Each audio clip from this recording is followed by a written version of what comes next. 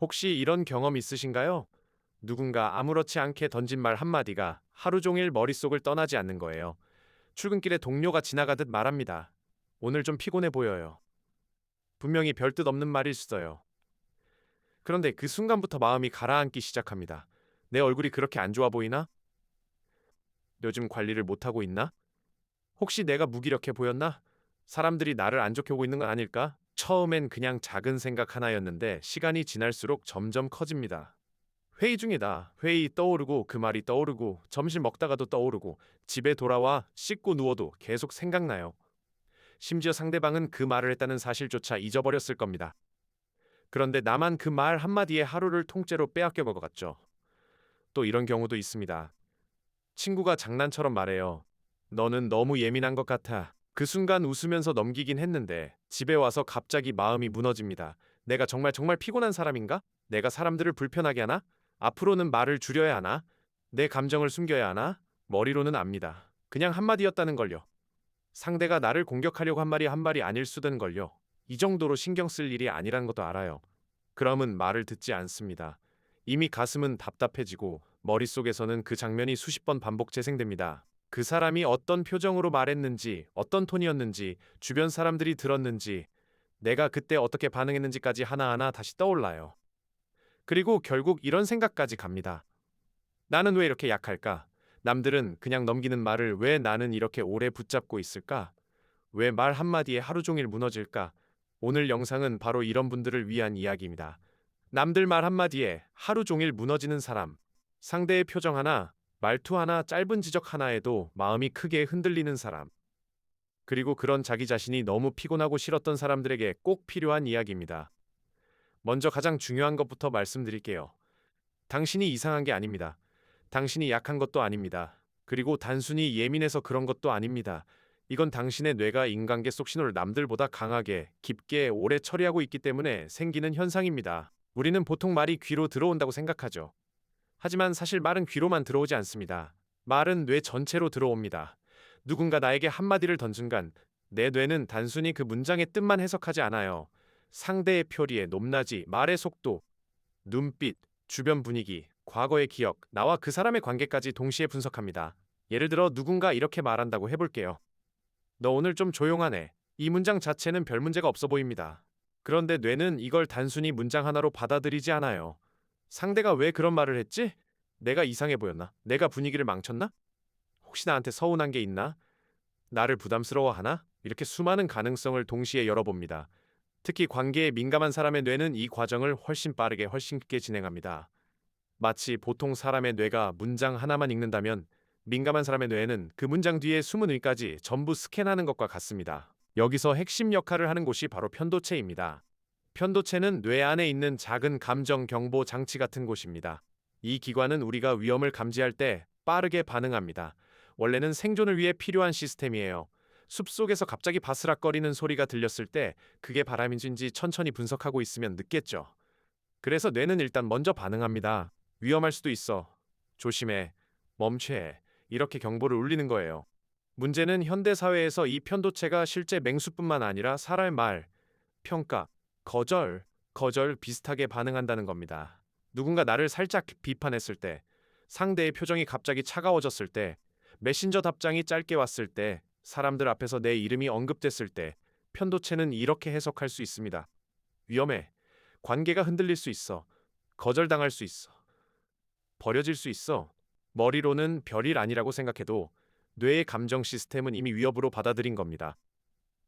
그래서 남들 말 한마디에 무너지는 사람들은 사실 말 자체에 무너지는 게 아닙니다. 그 말이 내 안에서 건드린 의미에 무너지는 거예요. 오늘 좀 피곤해 보여 라는 말이 단순한 관찰로 들리는 사람도 있지만 어떤 사람에게는 너 지금 별로야처럼 들릴 수 있습니다. 너 너무 예민해 라는 말이 가벼운 농담으로 들리는 사람도 있지만 어떤 사람에게는 너는 받아들이기 힘든 사람이야처럼 느껴질 수 있습니다. 그건 좀 아닌 것 같은데 라는 말이 단순한 의견 차이로 들리는 사람도 있지만 어떤 사람은 틀렸어 라는 평가처럼 꽂힐 수 있습니다. 왜 이런 차이가 생길까요? 여기에는 과거의 흠이 깊게 연결되어 있습니다.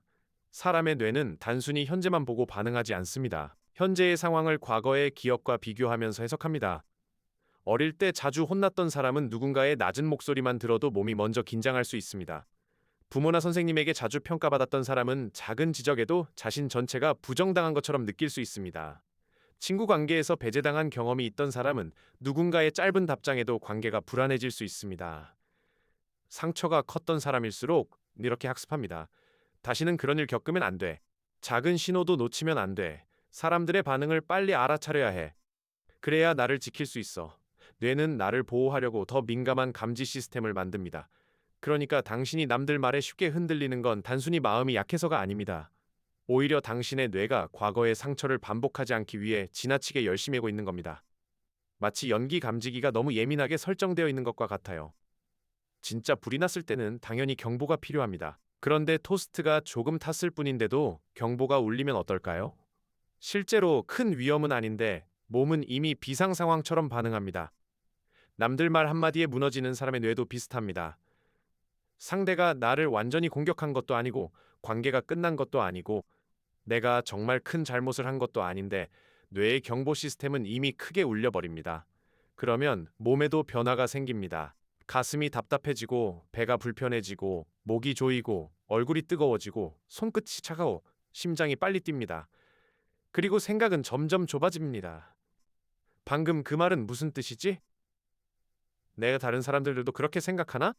앞으로 그 사람을 어떻게 봐야지? 이때 뇌의 전전두피질은 힘을 잃기 시작합니다. 전전두피질은 뇌의 앞부분에 있는 이성적인 판터입니다. 상황을 객관적으로 보고 감정을 조절하고 잠깐만 너무 확대 해석하지 말자라고 브레이크를 거는 역할을 하죠. 하지만 편도가 강하게 경보를 울리면 전전두피질의 기능이 순간적으로 약해집니다. 그래서 평소라면 할 수 있는 생각을 못하게 됩니다. 그냥 별말 아닐 수도 있어. 그렇게 말했을 수도 있어. 나를 싫어해서 한 말은 아닐 거야. 확인해보면 되지. 이런 균형 잡힌 생각이 떠오르지 않습니다. 대신 최악의 가능성만 떠올라요. 나는 미움받고 있어. 나는 부족해. 나는 불편한 사람이야. 또 관계가 틀어질 거야. 이게 바로 말 한마디가 하루 종일 마음을 지배하는 이유입니다. 말이 강해서가 아니라 그 말을 처리하는 뇌의 경로가 너무 빠르고 깊게 작동하기 때문입니다. 그런데 여기선 반전이 있습니다.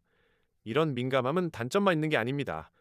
오히려 이 특성은 엄청난 강점이 될 수 있습니다. 남들 말에 쉽게 흔들리는 사람은 보통 남의 마음도 빨리 알아차립니다. 상대가 말은 괜찮다고 해도 표정이 살짝 굳어 있으면 알아차립니다. 단체 대화에서 누군가 소외되고 있으면 먼저 느낍니다. 친구가 평소보다 말수가 적으면 무슨 일 있어? 라고 물어봅니다. 회의실 분위기가 나빠지기 전에 미리 감지합니다. 이건 아무나 할 수 있는 능력이 아닙니다. 사람의 감신호를 세밀하게 읽는 능력은 인간관계에서 매우 중요한 감각입니다. 문제는 이 감각이 바깥으로 향할 때는 공감 능력이 되지만 안쪽으로 과하게 향하면 자기 공격이 된다는 겁니다. 상대의 말투를 섬세하게 읽는 능력은 좋습니다. 하지만 그 말투를 전부 내가 잘못했다로 해석하면 나를 무너뜨리게 됩니다. 상대의 표정을 잘 알아차린 능력은 좋습니다. 하지만 그 표정을 전부 나를 싫어한다로 해석하면 하루가 망가집니다. 그러니까 우리가 해야 할 일은 민감함을 없애는 게 아닙니다. 민감함을 조절하는 법을 배우는 겁니다. 고성능 마이크를 가지고 있다고 생각해 보세요. 작은 소리까지 잘 듣는 마이크는 좋은 도구입니다. 하지만 볼륨상 최대로 올라가 있으면 작은 소리도 폭발음처럼 들리겠죠. 필요한 건 마이크를 버리는 게 아닙니다. 볼륨 조절 장치를 만드는 겁니다. 그럼 이제부터 남들 말 한마디에 무너지지 않기 위해 실제로 써볼 수 있는 방법을 알려드릴게요. 첫 번째는 그 말과 내 해석을 분리하는 겁니다. 우리가 상처받는 순간을 자세히 보면 대부분 말 자체보다 그 말에 붙인 해석 때문에 무너집니다. 예를 들어 누군가 이렇게 말했습니다. 이번 자료는 조금 다시 봐야 할 것 같아요. 이건 실제로 들은 말입니다. 근데 머릿속에서는 이렇게 바뀝니다. 내가 일을 못한다고 생각하나 봐. 나를 무능하게 보는 거야. 실망했을 거야. 앞으로는 일은 안 맡기겠지. 여기서 진짜 들은 말과 내가 만든 해석을 분리해야 합니다. 종이에 써보면 가장 좋습니다. 왼쪽에는 실제로 들은 말을 적으세요. 이번 자료는 조금 다시 봐야 할 것 같아요. 오른쪽에는 내가 붙인 해석을 적습니다. 나는 일을 못한다는 뜻일 거야. 그리고 스스로에게 물어보세요. 이건 사실인가? 아니면 내 뇌가 만들어낸 가능성인가? 대부분은 사실이 아니라 가능성입니다. 가능성은 확인되기 전까지 사실이 아닙니다. 이 문장을 기억하세요. 내가 느낀 것은 진짜지만 내가 해석한 것이 항상 사실은 아니다. 감정은 진짜입니다. 상처받은 것도 진짜예요. 하지만 그 상처가 해석이 100% 사실인지는 따로 확인해야 합니다.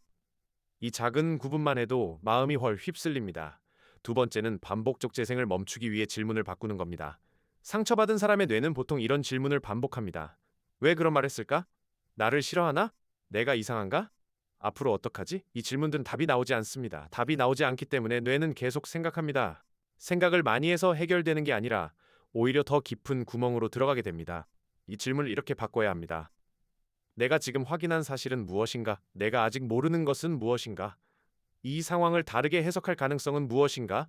내가 지금 할 수 있는 가장 작은 행동은 무엇인가? 예를 들어 친구가 답장을 짧게 보냈습니다. 기존 질문은 이렇습니다. 나한테 화났나? 내가 뭘 잘못했나? 이제 나를 싫어하나? 바꾼 질문은 이렇습니다. 확인한 사실은 무엇인가? 답 짧았다. 아직 모르는 것은 무엇인가? 그 사람이 바쁜지 피곤한지 정말 화가 났는지는 모른다.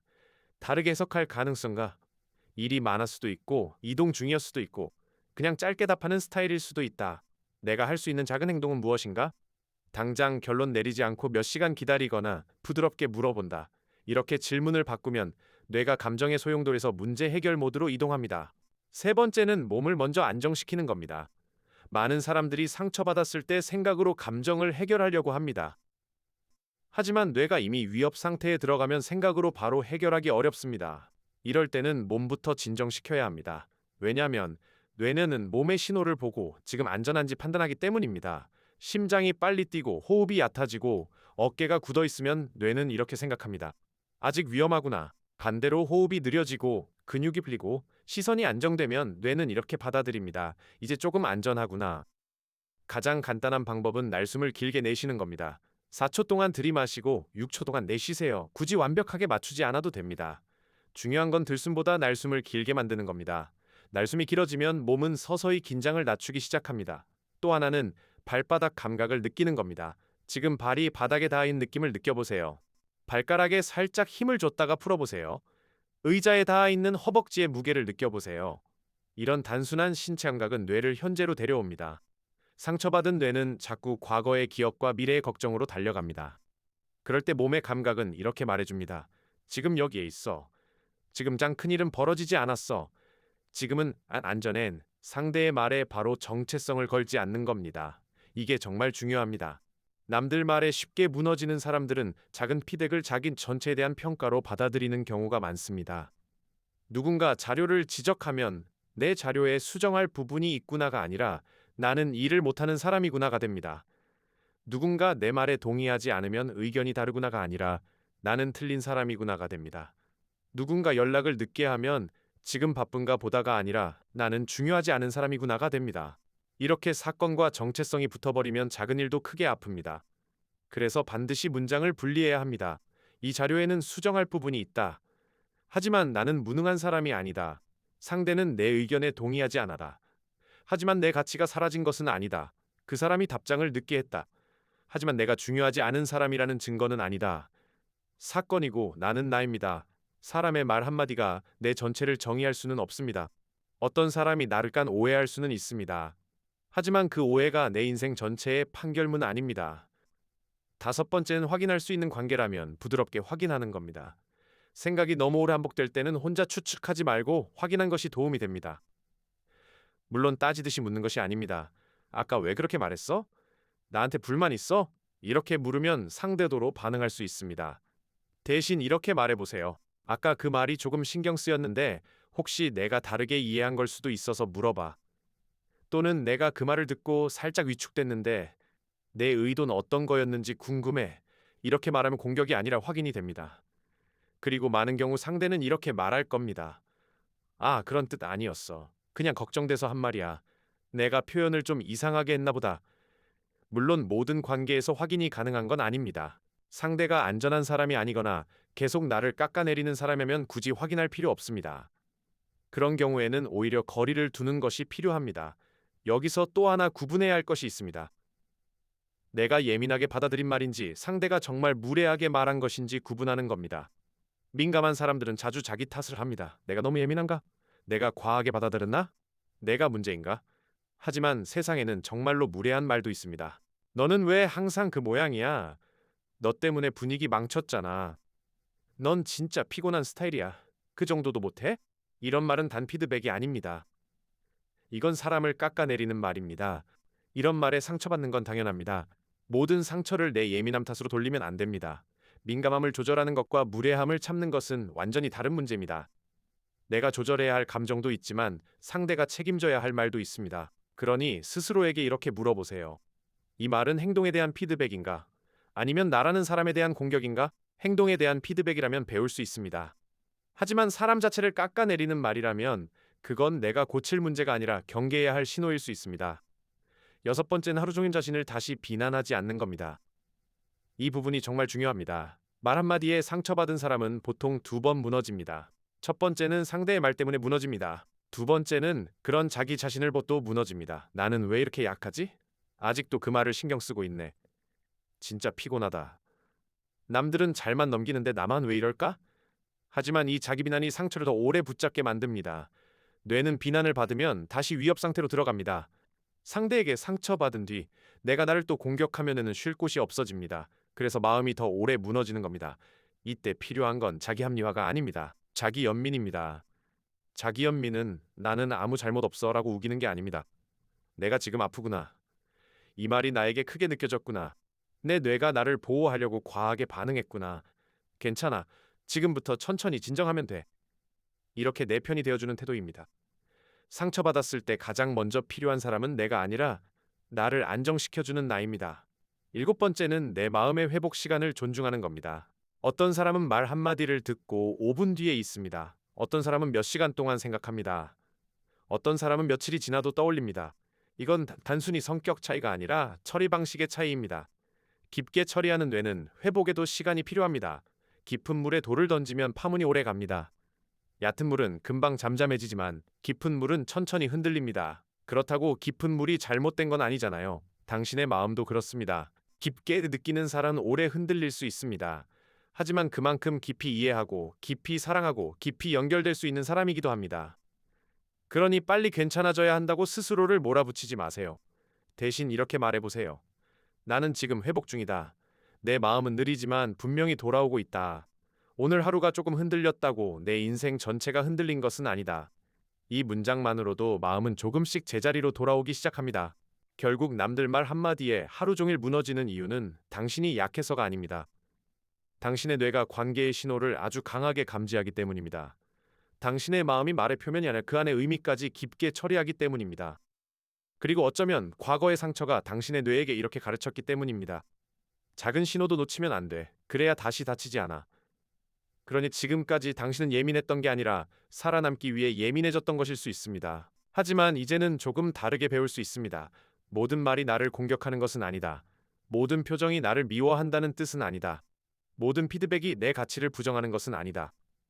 사람의 한마디가 나 전체를 정의할 수는 없다. 당신은 누군가의 말보다 훨씬 큰 사람입니다. 누군가의 짧은 평가보다 훨씬 복잡하고 깊고 소중한 사람입니다. 오늘 말 한마디가 당신의 하루를 흔들 수는 있어도 당신의 인생을 결정할 수는 없습니다. 그리고 당신의 민감은 없애야 할 결함이 아닙니다. 다만 조절하는 법을 배워야 할 섬세한 감각입니다.